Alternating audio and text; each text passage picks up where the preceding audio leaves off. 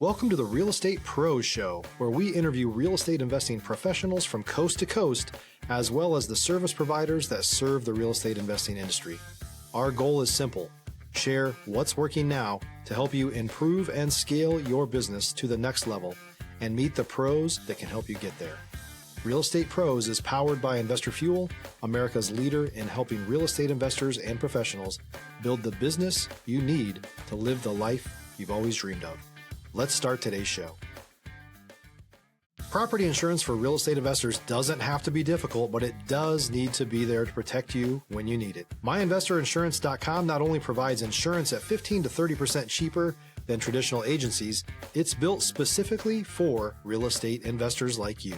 You can set up an account in about 2 minutes, get quotes on properties, turn on and turn off insurance for your fix and flip or rental properties in around 2 minutes without having to talk to anyone directly, all through our portal. There's no better way or faster way to make sure you've got the coverage you need to protect you, and no more lengthy policies either. Once you're set up, you're billed monthly and prorated by the day for however long your policy is active. It's powered by MSI, the third largest independent MGA, with 1.5 million customers and more than $1 billion in cumulative premiums written. Get set up today in about 2 minutes at myinvestorinsurance.com/fuel. Welcome to the Real Estate Pros Podcast. I'm Mike Stansbury. My guest today is Gabriel Aguilar. Gabriel, thanks for being here. Real quick though, at Investor Fuel is the sponsor of the Real Estate Pros Podcast. We help real estate investors, service providers, and real estate entrepreneurs 2 to 5x their business to allow them to build the businesses they've always wanted and allow them to live the lives they've always dreamed of. Gabriel Aguilar, tell us, what market are you in? Where you live? Is that your hometown? Did you grow up there? Tell us the origin story, Gabriel. How did you get going with what you're doing right now? Thank you, Michael. It is a pleasure to be on today. So to get into everything, I was born in San Diego, California, on a naval base when my mom was serving. I was raised up throughout many cities throughout North Carolina, some throughout Florida as well, but I mainly grew up in Siler City, North Carolina, which is about 30 minutes from where I'm at in Greensboro. My markets are Greensboro, mainly North Carolina, some of South Carolina, and some international parts that we are in the market of touching Albania, which is a big one for me. I've never had any international markets before. I've never actually been a part of any organization for one. So that is a good goal for me to achieve. Okay, yeah, you're going international, and you're in North Carolina, and you dip into the south part of South Carolina. And so you grew up kind of moving around a little bit because your mom was in the Navy. Yeah, talk about that a little bit. So you got to see a lot of different parts of the country, or just mainly around the East Coast? On that part, I was only born on the base. After that, it was towards the end of her term, so she was discharged, and we went on with our lives. She was honorably discharged. She was at the end of her terms, and then I was born. So moving on with their lives, we moved down to Los Angeles, stayed there for a bit. My mom didn't like it. She remembered telling me I was only 1 or 2 at the time. Don't remember much. I just remember moving into North Carolina. And then around like 7 years old, that's when we actually got stable from Durham and Raleigh and Carrboro to Siler City. So that's when I was raised up in Siler City, middle school, high school, playing a lot of athletic sports, being a very studious person as well.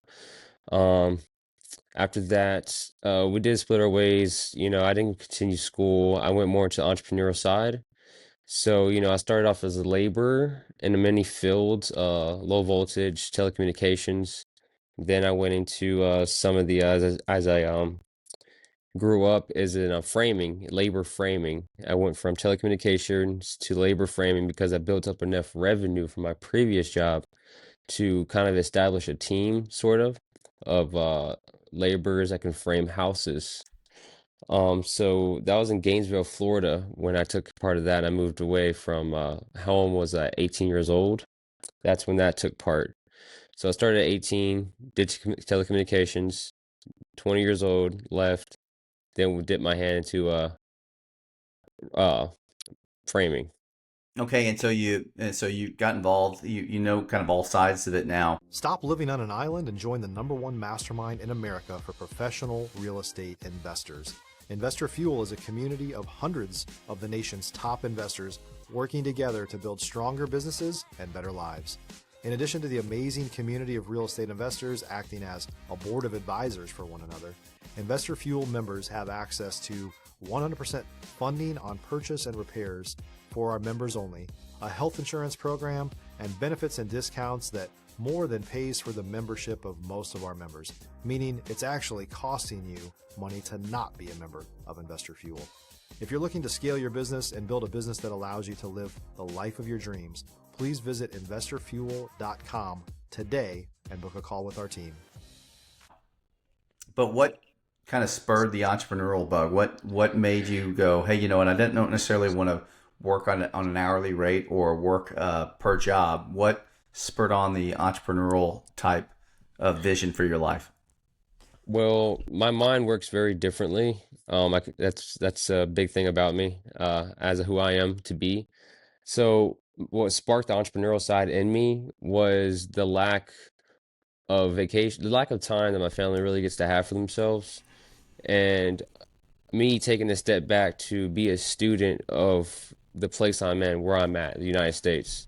So like understanding I did read up on the PDF on the banker's manual, understanding the smoke screen mirrors and how investing works and how you can take care of the pre-invested money that you deposit. I did read a lot about finances, escrow law, strawman law as well for mortgages.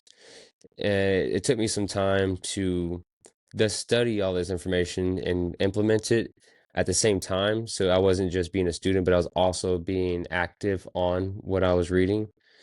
So during that time, I did help a few people with their mortgages, going through some litigation portfolios, such as affidavit of truth, escrow law, with the mortgages, TILA, Truth in Lending Act as well. Definitely the TILA, definitely TILA was big factor. Um, and just understanding your rights as a natural person, and you are it's a privilege, it's not a privilege, it's not even a right, it's a privilege to have access to unlimited credit as a natural person. So those are just things that I studied on. So once I understood that, I said, okay, so I don't really have to use all my money. I understand that as long as I have a return to the investors and it seems reasonable, it shouldn't matter how much of the funds I would have to ask to use. So when those two things clicked, I understand the process, I understand how to network, I have the teams. All right, I understand the financing, I understand the fine print and the blueprint.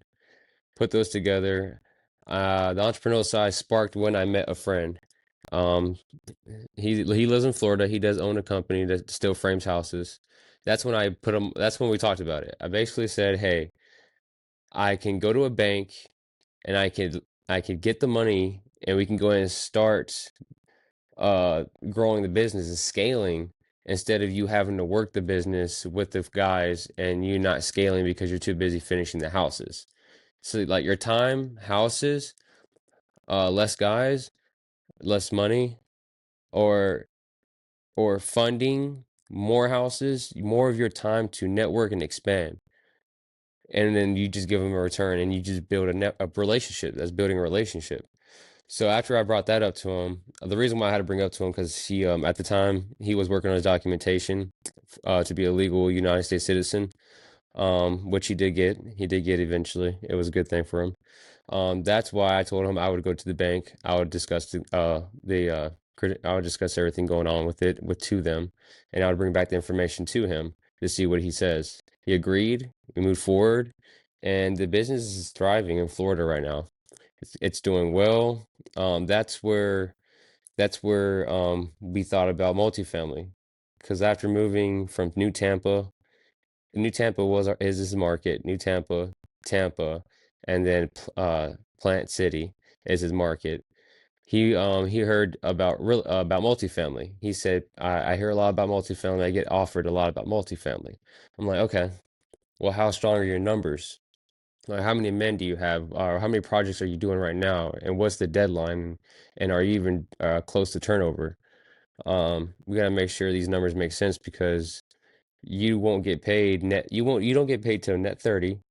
You don't get paid until net 30, which right now is you're only on your 14th day. If you're looking for consistent, high-quality leads, look no further than Investor Machine. Investor Machine isn't just another agency. It's the most sophisticated, data-driven lead generation company on the planet for real estate investors, and serves the role of being not just a lead generator for your business, but a marketing partner that is helping you achieve your goals along the way. Go to investormachine.com to learn more and schedule a call with our team today.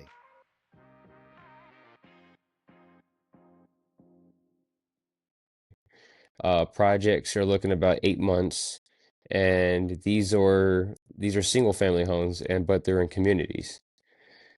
And these are multifamilies that are up and going, up and going, up and going. And All right. I've seen them, so I've understood what he was saying. They're fast, they're going, they big boom, big money. But I'm saying they're up and going. They're not like project here and there or finish up. And most of the crews are on that project. So that's when I asked him, um, do you know anyone personally like that you've told me about that has offered you this opportunity that can help you with investing? That's when investing hit my head. I was like, okay, we can actually find an investor because you do the work, you have the background, you have the portfolio, we have the numbers crunched down, so that I would see no reason why an investor wouldn't help you out. So that was the big spark right there. That was a big spark. We ended up talking to there was a property manager that was working on a Disney World resorts down in Orlando. That's where we found our bigger market because they paid pretty well. Uh, so she locked us in. We talked to a couple of the investors that are part of that project already, and they were intrigued. They're very intrigued. They liked the fact that we had the background, that we already were. They like the fact that we're pursuing for bigger things. They like that. They like people with ambition. But the biggest thing is that they like the numbers. Definitely the numbers. They like the numbers. So in about 3 months, I would say 3 months, we did some renovations, helped develop a new construction site. That was near SeaWorld. We took care of actually some of SeaWorld's restoration, and after that, that's when it was just a continuous work. I moved out. I left Florida, came back to North Carolina about 3 years ago. Just reestablish old connections, see how people are doing, and then yeah. So that So, part, yeah. yeah. So that's kind of the origin story where you're at now, and so you learned a little bit about investing in collaboration. So the itch began, or that was the beginning of figuring things out. Now, where you are today is like you're kind of a renaissance man. You're doing three different things. You're working in new construction. You're looking at helping some investors develop projects in Albania, and then what else are you doing locally in Greensboro besides helping out the construction company? What's that look like for you? What are you doing locally in your market? Well, locally in my market, I actually have a couple of vendors. Five, they're called. I'm gonna put them up there. Bleep it out if you want to, if they want to. They're called Five Star Roofing Company and Restoration. They live about 15 minutes down the block. So what I'm doing in the community is, Disney World's coming to Pittsboro, North Carolina, and they didn't have any clue about that 2 days ago. Which I do have a couple of friends that own businesses that are already doing jobs over there. So, knowing that the framework hasn't been done, slabs are just being poured right now, concrete slabs. There's an advantage, not only because things aren't up, but because I have the close network connections already. So, what I have going on in the community is I'm bringing in a couple of companies to establish new relationships. And in order to do that, there's a project for 30 to 60 homes in a new community going up next to the new Disney World platform that's going up there as well. So with that, I'm waiting on a contract right now to be signed for a commission percentage. Um, and that's also going to open up new housing for people up in that market because If you're a new or newer real estate investor looking to launch or grow your real estate investing business, please check out Investor Fuel Club. It's a coaching community, but unlike anything you've ever seen before. And you can actually partner with members of our mastermind from coast to coast on deals right in your market.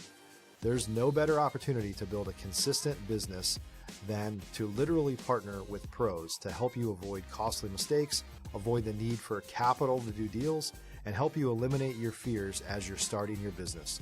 Learn more about Investor Fuel Club at investorfuel.com/club. I, as being a person that lives in Siler City, which is literally 15 minutes from Pittsburgh, grown up there for many, many years, playing against a lot of their high school teams. Northwood, shout out to them. Really good team. I'm not going to lie, athletically, very good, competitive. Um, Good team. I would say good team. Uh, the city itself is small. It hasn't expanded yet as it needs to be. Considering as much work has developed there, a lot of work has developed there. But if you don't have let's say the family doesn't have the natural resources to get to A to B as common as possible, the housing market needs to grow there. It's open market. So much land, so many sales going on. Um, you wouldn't believe the value that's just sitting right there.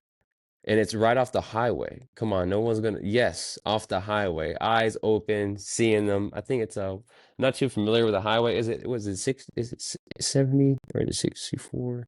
I would have to look back at it. But it's going from Greensboro to Siler City. And if you know Siler City, you know how to get through Pittsboro. It's passing the Walmart near the intersection. Um, and yes, you would see it.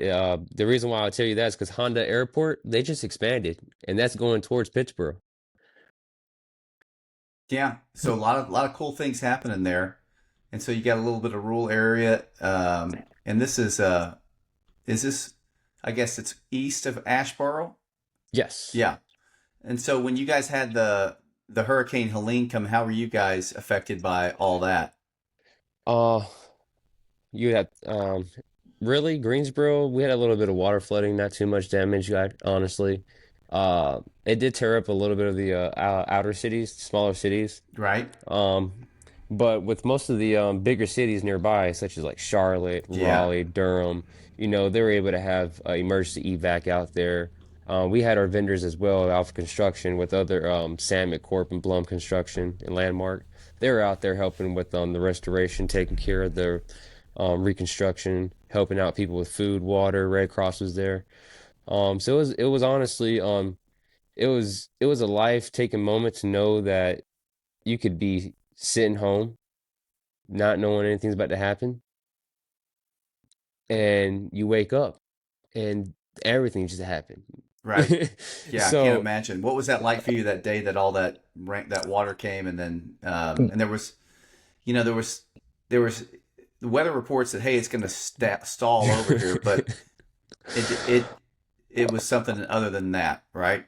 yes, I'm gonna be quick and frank about it. I was in Florida during the Hurricane Helene, and if you know about the island going off of I believe it's is it West Coast of West Palm? Not West Palm. It's going towards Tampa, but it's an island going off of Tampa.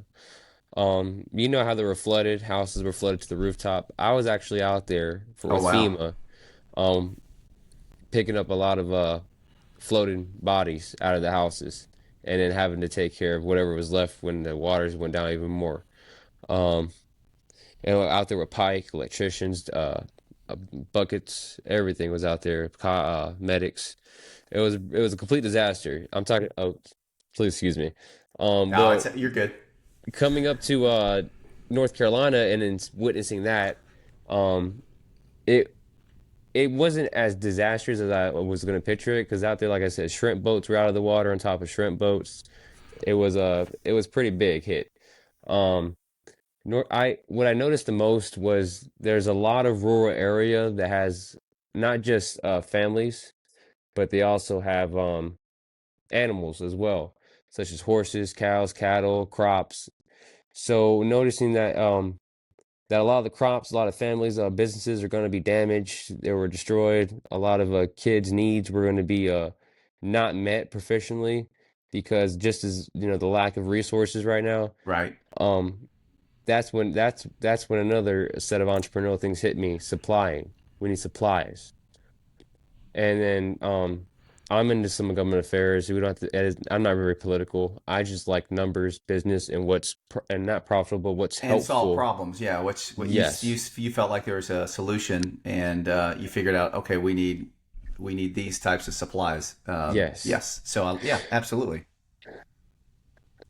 Um, yeah, so moving forward with that, Michael, that's when I got into international business representation with Okay. Cali Industry LLP, based out of Thane, Mazadat, India. Pranay Shetty, which you spell his name Shetty, Shetty. He is the third owner, 30% of the business. He's the one sales director that brought me on directly. Uh, I That's when I was able to supply not just other businesses but ourselves in the restoration projects. So that was a big factor, a key factor, and not just helping maintain outsourcing funds, but also building a relationship with other companies that like that part of us. We're not just the vendors that are waiting for the parts, but we're also vendors and contractors, subcontractors that are providing the parts, providing the consistent help.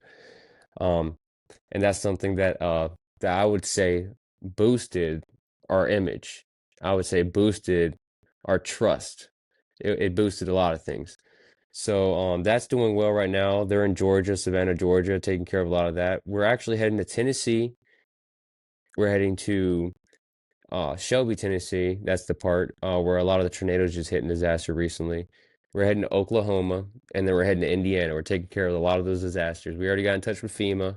We're in touch with a lot of other organizations. We're in touch with the national the Homeland Securities of the cities as well. So we're out there. We're trying to make a name. We're also trying to make sure we take care of many families and people and properties as we can, because that's all we can do while we're still running and kicking. Yep. Well, so some of the things as you're growing in your entrepreneur endeavors, you're doing these multiple things and you're solving problems. Is there any books or podcasts or maybe masterminds that you've been involved with that help you with any kind of mindset or your your continuing education? What's that look like for you, Gabriel? All right. I'm sorry, I laugh because my self-education side, it's a flow of different things. Um, well, my books are sitting behind me. I do read a lot about I started off with it's called the Dark Shadow Journal. Have you ever heard of it? No, Nope. I haven't. Nope. Okay, you should definitely look. It's called the Shadow. It's called the Shadow Journal. The Shadow Journal. Sorry. Yeah. It helps you a lot with your conscious, your subconscious. It helps you a lot with your thinking, your anchoring, and it helped me with my anchoring and my beliefs that I can be a helpful man, I can be a helpful being, that I am supportive, that I am giving. If we sacrifice our times morally for others than ourselves during the time that we could be given to ourselves. I feel that as a humble thing, as a humble thought, a characteristic. So that shadow journal, it really helps you anchor to yourself, especially with your inner being and young self. That makes you that creative being, and I like that. Okay. Um, Yeah. the other books I read, especially Utilizing Debt, Robert Kiyosaki. Kiyosaki, he's one of my favorite all times. Second, Understanding the Philosophy of Speech and How Words Could Be Used, Robert Greene. I do love Robert Greene. And as well as the psychology of things. Um, I usually relate Robert Greene. This is why I said beforehand my thinking's different. When it comes to financial funding, investors, and institutions such as that, I relate Robert Greene because I think of I think of it as war, 48 powers of, or 48 laws of war, power. I think of it as war because I'm not going at war with what it could be. I'm going at a war with what they're wanting it to be. So it can't be and it can't be something that hasn't been established yet where you can see something that's going to be returned. So that's what I'm saying. Yep. So that's why I see financial things as war. I take more of Robert Kiyosaki once we're already in the project, but let's say emergencies come up. So I learned how to utilize debts and certain loans and advancements. So that's where I would take certain information and utilize that in certain aspects of my life and business. I So that's why I like say it. my brain is just wired differently. Yeah. Well, Gabriel, it's been yeah. So what are we doing now? Like, what's the next step for you? Where do you think in your immediate future? Are we going to be in Albania soon? What's going to be the one thing that you're looking at most forward of putting you in that position to be really impactful? Like, what do you think is going to be the most impactful thing you're going to be doing here? Maybe the next 6 to 8 months. All right. Ooh, well, 6 to 8 months, you're being very generous because it's going to be a lot sooner than that. I'll tell you that, Michael. I'll tell you that. Uh, well, I don't like another thing about me. I'm very spiritual. I believe in certain I call them people call them conspiracies. I call them spiritual beliefs. I don't like sometimes I don't like to speak on things before they happen, but just for the show, just for the podcast, I'm gonna do it for you, for everyone else. I am actually having a meeting with the Prime Minister of Albania because you have to in order to talk any business because they will take 15%, but they don't take any sales tax. That's part of the conversation. But with my partner, Nick King, and his cousins that live in Albania, get this, they own construction companies, which means, and they also own material companies, manufacturing companies, which means no tariff cost, no docking fee at U.S. Customs. And also, you get it's a bigger capital retainment, especially for the investors. They get to look at it after all payments and everything. But yes, I have that coming up actually in the next month. I have to meet with Nick King in London, and after that, we're actually gonna. He sent me a picture on. We talk on WhatsApp Business. The trail that we're gonna take from United Kingdom all the way through Italy, going all the way down to that part of Albania. I believe it's Lithium. It's called Lithium, Albania. Okay. That's it's near like inner ocean pond that's close to the ocean border. Okay. So that's where we're Awesome. going to be heading, and I'm stoked because this is my first time meeting with any political being, any higher being other than like, come on, like like a business developing manager or a director. This is a prime minister of a country that, part of a country that I have to speak with in order to present any business at all and to buy any land, be an Awesome. investor. Well, dude, that's So exciting stuff. Yeah. I'm definitely gonna make that alive with some of my platforms. I'll definitely be recording because that would be part of my. I like to self-educate people on YouTube for free as well. Um, it's mostly about business, credit, and understanding finances because those three things together. If you understand your business structure, you understand your financial system, and you understand where you can be fluctual in your investments. I don't see why any person that understands business wouldn't want to do things with you. Unless, you're just that person that doesn't show those characteristics really strongly and you kind of hide it, then they're gonna oversee you. But in reality, if you have those three things put in order, you have a big shot at being somebody. Yeah. Absolutely. Well, Gabriel, where can people find you at? What are your handles? Tell us about that. All right. People can definitely find me, Michael, at it's Oplatuya, which I can spell that for you. It's